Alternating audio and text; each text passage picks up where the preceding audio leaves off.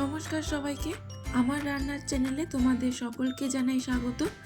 আজকের রেসিপি ভালো লাগলে চ্যানেলটা প্লিজ সাবস্ক্রাইব করে দিও, পাশে থাকা বেল আইকনটা প্রেস করে দিও, যাতে আমি যখন ভিডিও দেব খুব সহজেই তোমাদের কাছে ভিডিওটা পৌঁছে যায়।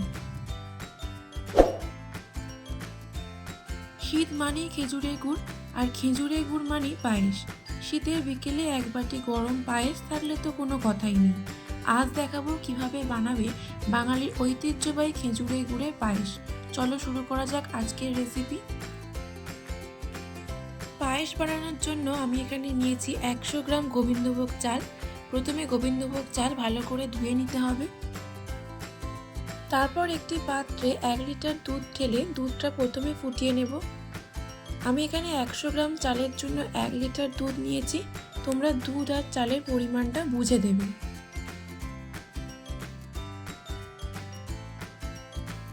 দুধ ফুটে উঠলে তার মধ্যে দেব এলাচ গুঁড়ো,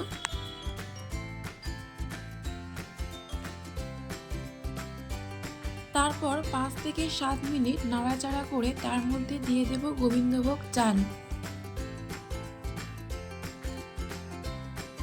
মাঝারি আঁচে অনবরত নাড়তে নাড়তে চালটা ভালোভাবে সেদ্ধ করতে হবে। খেয়াল রাখতে হবে চাল যেন নিচে বসে না যায়।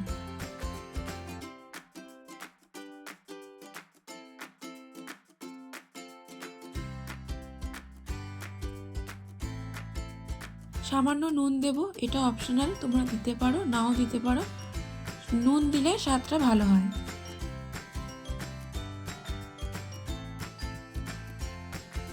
দুধ একটু ঘন হয়ে এলে আঁচ একেবারে কমিয়ে দিতে হবে।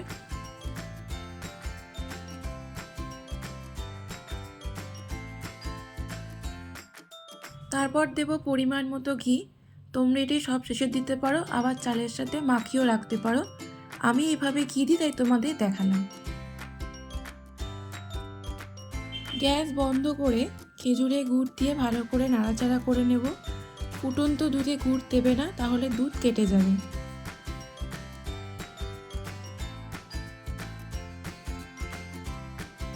সব শেষে কাজু কিশমিশ দিয়ে দেব। খেজুরের গুড়ের পায়েস তৈরি হয়ে গেছে, ঘন সুন্দর রং আর দারুণ সুগন্ধে ভরপুর। এক বাটি গরম পায়েস, মিষ্টি গুড়ের গন্ধ, এই তো শীতের আসল আনন্দ। আজকে খেজুরের গুড়ের পায়েস রেসিপি যদি তোমাদের ভালো লেগে থাকে তাহলে লাইক আর সাবস্ক্রাইব করে আমার পাশে থেকো। নতুন রেসিপি নিয়ে খুব তাড়াতাড়ি আসছি, ততক্ষণ সবাই ভালো থেকো, সুস্থ থেকো।